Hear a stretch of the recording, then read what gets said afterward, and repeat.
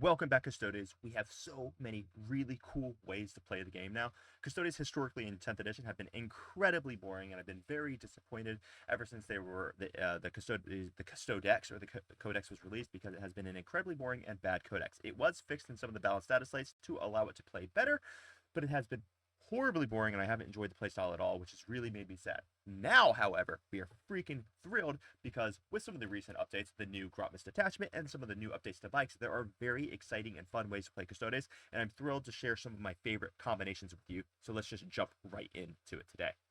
All right, so what are we looking at today? We're talking about the Vertus freaking Praetors. A lot of people can't quite figure out how to fit the Vertus Praetors into their list because they are still very expensive. But what we're going to talk about today is we're going to talk about where we want to run them. We're going to talk about how we're going to run them, what equipment we're going to take. Are they going to be led? Are they going to be unled? We're going to talk about what detachment we're going to run them in. And then I'm going to show you on TTS using the TTS screens how to actually maneuver them in order to get the maximum efficiency out of it. So let's get freaking furious. Let's talk about the truth, the Vertus Praetors. All right. First off, I'm going to run through like the defensive profiles, the melee profiles. I'm going to talk about how we want to kit them out, and then I'll get to the TTS screens where I'll show you exactly how we want to maneuver them and how we want to be utilizing them on the screen. So bear with me here.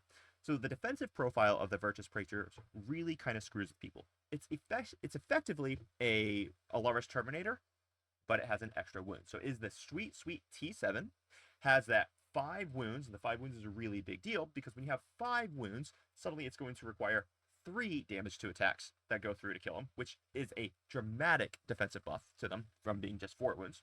It means flat 4 damage can't kill them in one shot. So think about Doomsday Arcs, for example. Doomsday Arcs have that flat damage 4. Or Rodakis, when he gives himself plus damage, he has that flat damage 4. Because there is a decent amount of sources of flat damage 4 in the game. There is effectively no flat damage 5 in the game. Once you're past the flat damage 4, it's basically you're looking at las cannons for the sweet T6 plus 1. And one of the really cool things about having that sweet T7 is that you're pretty much only ever going to be wounded on 3s. There's not many things in the game that are higher than strength 4, that are strength 14 or higher. There are a few. I'm not saying it doesn't exist, but there's going to be very few things that actually will wound you on 2s. And more important than that, because they have the sweet mounted keyword, a lot of people think of mounted as like a bad keyword. I don't. I just think of it as a different keyword. Not going to be, as far as I can tell, there's not a single mounted keyword weapon in the entire game. So you don't ever have to worry about, oh, anti-infantry 4-up dev wounds or anti-vehicle monster 4-up dev wounds. It just won't happen because there's none of that as far as mounted units are concerned. And since they fly, they really do still they really still make up for a lot of the problems that some mounted units have. They do still move a decent pace. And even in some of the detachments, they actually can still move through walls, and which we're definitely going to be talking about. But basically what we're looking at is no anti-keywords for them. T7 makes them be wounded on 2s, makes them very rare to be wounded on 2s, and a lot of times it's going to make it so they're only going to be wounded on 4s or 5s, which is a really big deal, because a lot of that anti-elite infantry shooting is at that strength 6 to strength 7 area, so that means that you're going to be on 4s or 5s, which is a really, really sick. Then that's just very exciting. We get in a lot of really happy places with that. So basically, your opponents are going to want to really, unfortunately for them, they're going to be wanting to put like their las cannons into your bikes, which means their las cannons aren't going into your Caladius Graph tanks or aren't going into some other things. So that is a just freaking awesome thing. Let's talk about some of the offensive profiles of the bikes. It's a bit of a mixed bag. They have very decent hitting power, but they don't have very high volume. The amount of attacks is just going to be relatively low compared to the unit's cost. So a 75-point bike is only going to have 5 attacks. I'm not saying that's bad, but it does mean that it's going to be a little bit less volume than what you might be used to in Custodes. Typically, if you take 3 bikes, that's going to be 225 points. For 225 points, you would have 5 Custodian Guard with 25 attacks versus the 15 attacks you're getting out of the bikes. So it is going to be a lower volume of attacks per point spent. So that being said, they're also always going to have Lance when they charge, which means that strength 7 plus 1 to wound is a very big deal. It means basically all infantry in the game, they're winning on 2s, and more or less every single vehicle in the game, / monster, they're going to be winning on 4s. With a movement of 12 and fly, they're generally going to be the units getting the charge. So that's really not a bad profile. It's just, it is less volume than you might expect out of Custodes. Now, they did get a recent update to their ability to proc mortal wounds, which is really cool. Couple things about this. One, it's not phase locked. It happens after they do a normal move or an advanced roll. This really makes us think about certain detachments where you can get reactive moves, right? So you can do a reactive move if you're, say, taking Talons of the Emperor and use that to proc your mortal wounds. And it is on a d6 for every model in the unit, and on a 2-up, you'll cause 2 mortal wounds. So if it's a unit of 3 bikes, you move over, you throw 3 dice. As long as every dice is a 2-up, you're just going to cause 6 flat mortal wounds. I think it's kind of lame that it is a once per game ability, whereas you have things like Wraiths, which just basically get to do this every single turn. But it's still good, and Wraiths are on a 4-up versus a 2-up, so I still think it's actually a pretty good ability. And it does proc fairly well with their ability to auto advance 6, which we'll talk about in the movement in just a little bit. Now, their shooting has gotten a significant upgrade as well. We have both Hurricane Bolters and Salvo Launchers. The Hurricane Bolters ended up getting an AP of 1, which is thrilling. They're twin-linked, and they're damage 2. This means that a salvo of Hurricane Bolters from Vertus Praetors will shred infantry. Whether they're marine bodies, whether they're lighter than marine bodies, this is awesome. Do we take the Hurricane Bolters or do we take the Salvo Launchers? Now, that is actually a really pretty decent question. The Salvo Launchers themselves are also, well, they're quite good. They're Strength 10, AP 3, damage D6 plus 1, and it's twin-linked. It is only one shot. So it's not exactly like the ideal anti-tank gun because it is only Strength 10, so it's going to be winning a lot of tanks on 4s, but the twin-linked helps a ton. So I really think what you're going to equip them with, whether it's going to be Hurricane Bolters or Salvo Launchers, is going to be very dependent upon what the rest of your army actually is. Are you running just one Custodes Gravity Tank? Because if you're running just one Custodes Gravity Tank, you might actually take a unit of Salvo Launchers to make sure that you can really finish off that tank that you had to shoot to death with the Custodes Grav Tank. Because Custodes, they can whiff. So if you are running a bunch of Alaris Terminators and you already have a tons of infantry shooting, you might want to lean towards Salvo Launchers. If you don't have any of the Alaris Terminators, you might want to lean towards the Hurricane Bolters. If you happen to be running 2 units of bikes, you might do 1 and 1. So there's different options. There are different options, and it will change based off the detachment that you're taking as well. So let's talk about the movement shenanigans. Then we're going to do the characters, and then I'm going to show you exactly how to do and detachments, and then I'll show you exactly how to do it on the table. So bikes movement. They move 12 inches. They have a 1-inch pivot cost. Remember, the way pivots works is if you rotate them at all, they will have a pivot. Just this picture, by the way, these are the wrong bases. They're supposed to be on the oblong bases, but that's okay. Now, there is no access in the entire Custodex to advance and charge, which is a bit of a shame. But there is access to movement shenanigans. They do auto advance 6, so they can move just guaranteed. They can go 18 inches up the board, which is a very nice thing. We definitely like that. We don't hate that. It is it's pretty darn sweet, actually, when you really get into it. But without the advance and charge, it can limit how far they move.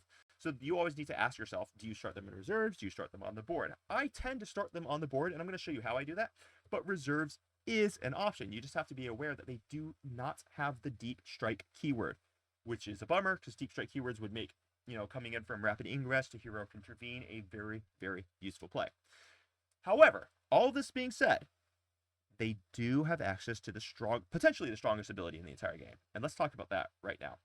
The Shield Captain on Dawn Eagle Jetbike. This guy is unreasonably expensive. He is 160 points base. He by himself costs more than a unit of bikes. A unit of bikes for 2 is going to be 150 points. So he by himself costs more than them. He definitely needs to come down in cost. But that being said, I understand the argument for why maybe he doesn't need to come down in cost, because if he gets too cheap, it could be very, very abusive for the game.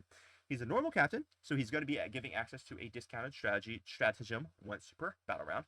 But in addition to that, he has a once per game ability. That says, after his unit has fought, it can either make a fallback move if it's within engagement range, or a normal move if it's not within engagement range at the end of the fight phase.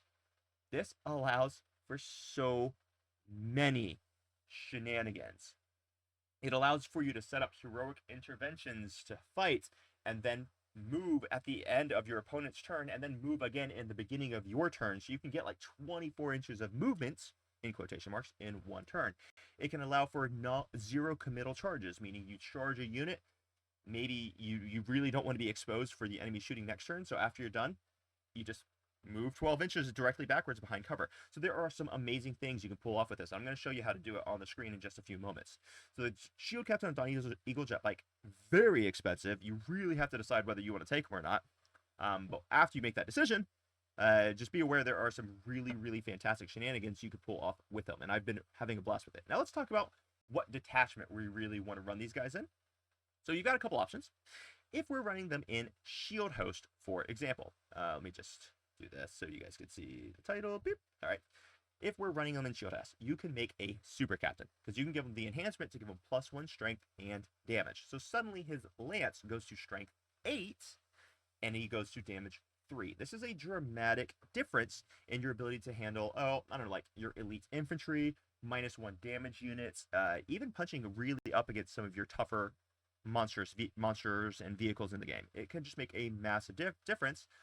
And then it makes him a lot better into infantry, because suddenly, if infantry happens to charge him, the average defensive profile for infantry is going to be a toughness of 4. Suddenly he's automatically wounding these infantry on 2s, even without charging. And if he happens to charge infantry that has a -1 to be wounded ability on them, say like Sanguinary Guard or something, that's a really, really big deal. Because you're wounding on 2s, they're going to make you -1 to be wounded on 3s, and then you're +1 to be wounding them, so you're wounding them on 2s again. So it's a really, really big deal. It's a very powerful enhancement. It makes him massively strong.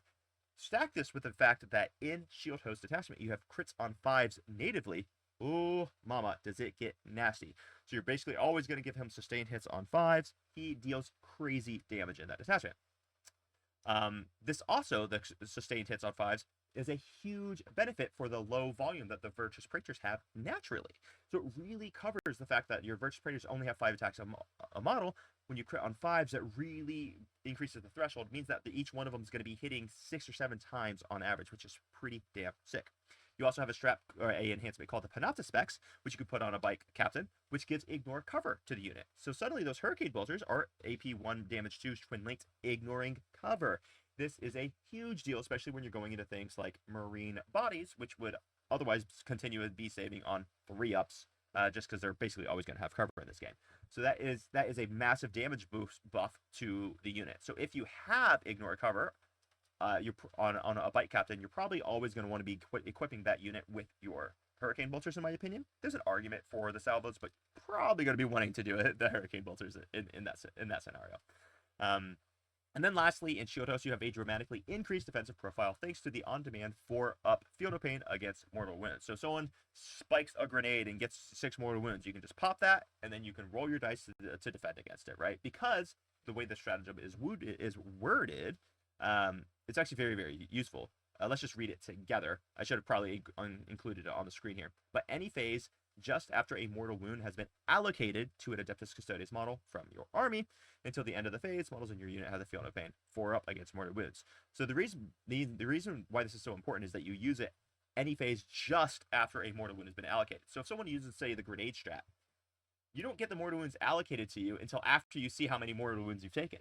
So you get to see, oh, did he cause 1 mortal wound? Cool, I won't use the strat. Did he cause 6? Cool, I will use the strat. So now I have 4 Field of Pain against those mortal wounds, which is one of the things that makes the Arcane Genetic Alchemy stratagem very, very powerful in the Shield Host. So totally an option. Now let's talk about what you can do in Talons. Now, Talons of the Emperor, you can make a very defensive bike unit, because you can give the Radiant Mantle to your captain, which means your unit will be -1 to be hit as long as the enemy is within 12 inches of them. Now, this is just objectively worse than every other enhancement in the game that does this, because every other enhancement in the game that does this costs less points and is just a flat -1 to be hit.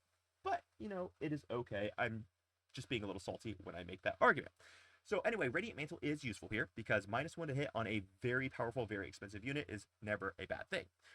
Then you have a reactive move stratagem for supreme mobility. And I cannot harp on how powerful it is to get even additional mobility on this unit. So now you're moving 12 inches. If you're led by a captain, you get the once per game move at the end of the fight phase, which could be a fallback move or a normal move. And then you also have a reactive move. So when your opponents move within 6 inches of you, or within 9 inches of you, excuse me, whether it's a fallback, advance, or a normal move, you then get a normal move of up to 6 inches. This could be used to set up heroic interventions. It could be used to stop yourself from being charged. Lots of different really cool things that you can do with this. It's very, very powerful. Another thing that you're going to be able to do in the Talons of the Emperor is you just natively are going to have the 5-up Field of Pain against psychic attacks and mortal wounds. And if you really want to up, because you're going to be close to sisters units, of course, and if you really want to up that, you can spend 1 CP to give them a 4-up against both psychic attacks and mortal wounds. And there are actually a surprising amount of psychic attacks in the game that really can make this a very critical ability. So let's just say Magnus wants to sit down, and Magnus is like going to point at them and say, hey, that's the unit I'll delete this turn. When you pop that, you have 4 field of pain against both the psychic and the mortal wounds. You're not auto-deleted anymore, because all that flat 3 damage, all that 2 damage, you're just cutting the damage in complete half after your invulnerable saves. Suddenly Magus will kill 1 bike instead of all 3 bikes. It's a huge deal. So you do have some really good defensive buffs in that area. Now, unfortunately, the shooting strat in Talons of the Emperor, which one is that called? That was called Talons Interlocked, which is amazing and I freaking love it. Only works on infantry, because my initial thought when I was trying to figure out how am I going to run my Vertus Praetors, I was, oh, I'll run them in Talons, I'll make sure that the Hurricane Bolters go to Strength 5 at AP 2, or I can put their Salvo Launchers to Strength 11, AP 4. Unfortunately, it doesn't work because it is key locked to Custodes infantry. So that's you're probably going to end up using that strat on your Alaris Terminators if you're taking Alaris. You know me, I am a huge fan of the Alaris. So sad, but it is what it is. And then lastly, what we're going to talk about with the bikes is you have the Aegis Protector, which was a really interesting enhancement that a lot of people love. I can't find myself loving it, but I can understand why some people do love it. So the Aegis Protector is an enhancement that you can put on any Adeptus Custodes model. So it would be a captain if you want to run it with the bikes. And it says once per turn, the first time a saving throw is failed for the bearer's unit, you get to change the damage characteristic of that attack to 0. Now, it is cool because it's once per turn, not battle round. That's a much better thing. The problem with this is it is the first time a saving throw is failed for the bearers, not choose a time when a model fails a saving throw. So, like, it would be lovely if your opponent shoots las cannons at you first, but once they read this enhancement, they can be like, oh, I'm just going to shoot storm bolters at you first to make sure you fail your 1 damage storm bolter save instead. So Aegis Protector is a real option. I'm just not so certain I'm a fan of it, but I think I understand the argument if you want to run them in Talons of the Emperor. So that's why you might run it in Shield House or Talons. There's one other good option in my opinion, which would be the Solar Spearhead. Now, there is no detachment bonus for running your bikes in the Solar Spearhead, but honestly, that's basically a-okay. We don't need a detachment bonus because we have this natively inbuilt incredible, just incredible freaking ability from the bike captain. Now, you have one of the better enhancements in the game in the Solar Spear Host.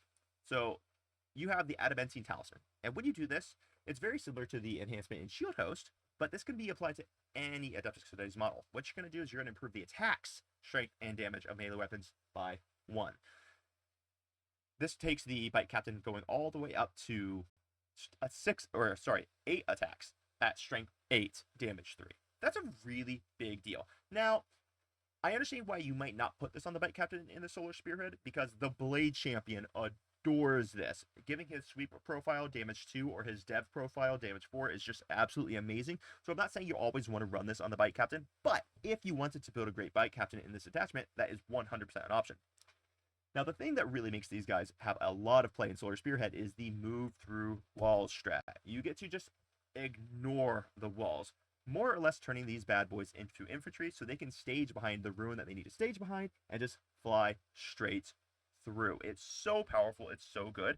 And then let's not forget the last stratagem that's really going to benefit you in the Solar Spearhead, which is the ignore cover strat. So if you're using your Hurricane Bolters, boom, it's now an honest AP1 and you're ignoring the cover, so it's actually going to be AP1. You could also use that on the Salvo Launchers, but it's very, very reasonable. And then lastly, you even have a stratagem to give you a D3 plus 3-inch consolidation instead of a 3-inch consolidation, which could be useful to counteract the pivot cost. I'm going to be salty here for 1 second because, once again, that is the worst bonus pylon/consolidation strat in the game. All the other ones give you like a flat 6 on the consolidate, or it'll be a flat 6 on the pylon and the consolidate. But you know what? I'm done being salty. I'm actually really excited to play Custodes again, which is pretty freaking cool. Now, I can't find any redeeming qualities about the Null Maiden Vigil detachment, basically because that's the worst rule set Games Workshop has ever made. And then lastly, I tried to find some redeeming qualities in the Auric Champions detachment. I desperately want this detachment to be good. I just can't figure out how to do it, but I want to play around with it. I want to find a build, and I'm going to find one, and I'll give it to you guys in another video. But basically, the problem with running bikes in this detachment is you don't really benefit from the detachment bonus, which of getting +1 to wound, because, well, I mean, you're already +1 to wound when you charge because you have lance. Now, there is a very cute stratagem in here, which will allow your your captain on Dawn Eagle Jetbike to use his move at the end of the fight phase twice per game instead of just one. That is actually a very big deal. And it does warrant the consideration of running bikes in this detachment. But unfortunately, just overall, the detachment just generally misses the mark, I think. But like I said, I'm going to play around with it. But I would recommend, if you're going to be running bikes, you're going to be sticking to Talons, Shield Host, Solar Spearhead. My personal favorite is going to be Shield Host, but I completely understand them in both Talons and Solar Spearhead for how we spoke. Now, what I really want to do is, oh yeah, let's just define how we're going to run this unit, and then I'm going to go straight to the TTS screen, and I'm going to show you how I want to move up the table. So you're going to either run this in 2-mans, or you're going to run them in 3-mans with a captain. I do not believe it's a good idea to take a 2-man with a captain, because generally the squad is going to hit too soft for its point cost. The bike captain really, really desperately wants the full squad, because inevitably there's going to be a movement error or something where you lose a bike before you want to lose a bike. So you really, really need to have those ablative wounds, and you really, really, ideally don't lose anything, and you have the extra attacks to really smash through whatever you're trying to smash through. So let's go to the TTS. I'm going to show you some movement shenanigans and some maneuvers that's I think you're really going to like, and you're going to... This is going to be good. All right, so let's just click right on over. Make sure you can see my screen. All right, perfect. So I've set off a few scenarios here. This is what I'm talking about right here. I have these bikes set up. Let's say, because one of the biggest problems with Custodes is that once you dedicate a unit, it doesn't matter what unit you're dedicating. Once you dedicate it, suddenly you're screwed, because your unit will be out in the open and your opponent will be able to just blast you with everything. So let's look at this Greater Unclean one here, for example. Typically in Custodes, you might have to charge him, I hope you kill him, and then understand that your opponent's just going to charge you and shoot you with Keeper Secrets or whatever's and just murder you. Or if the Greater Unclean one's an ally, then they're just going to murder you with shooting or whatever. So it's a big problem, because once you commit a Custodes unit, you got to kind of assume it's then dead. What bikes do beautifully is they don't have to make that commitment. So let's just say these bikes make this charge. We'll just do it like this.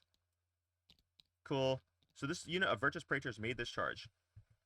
Let's say we either kill the Greater Unclean one or we don't kill the Greater Unclean one. It doesn't really matter. Let's say that we do kill him for this case. Well, at the end of the fight phase, and now we have like a Keeper Secrets who's ready to charge in and go murder them, or I don't know, like a Eroticus who's ready to run in and go murder. Now, at the end of the fight phase, I could just say, nah, I really don't want you to shoot me. I really don't want you to charge me. So I'm just going to piss off. So basically what happened is you get a non-committal kill. I get to kill you, and I can't lose my unit in return, because I'm able to just hide. How freaking cool is that? That's so darn powerful.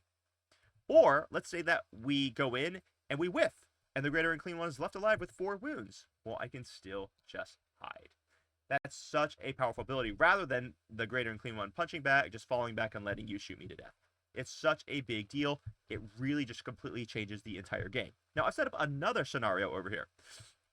Say this Knight Rampager is going to come in, and he's going to come try to kill him some Alaris Custodes Terminators. Well, now, what I do is I bring my Dawn Eagle Jetbike, not containment, sorry, in strategic reserve. So let's play him back so I can just really show you how to set this up. So let's say we're playing against Chaos Knights or whatever. The Knight Rampager walks up. He's going to go for a, let's call it an 8-inch charge, okay? Cool. At the end of the movement phase, I'm just going to go ahead and use a Rapid Ingress, and I'm going to bring my bike squad in from strategic reserves. Maybe get a little bit closer. Outside of 9 inches. So now, when the Rampager makes this charge into the Alaris Terminators, I get to spend 1 CP, and I get to heroically intervene. Now, I have a lot of OC on this objective. I'm going to cause massive damage to the Knight Rampager, because the Knight Rampager is going to have to decide, does he want to kill the Alaris? Does he want to kill the bikes? If it's the bikes, he's going to have to do bigger punches. If it's the Alaris, he's going to have to do bigger punches either way, but it's a really, really big problem for him, because now the bikes are going to proc their lance. They're going to have sustained hits on him. Let's say if I don't kill the Knight Rampager, well, in my turn, because at the end of the fight phase, I'll just fly straight through. And look where I am.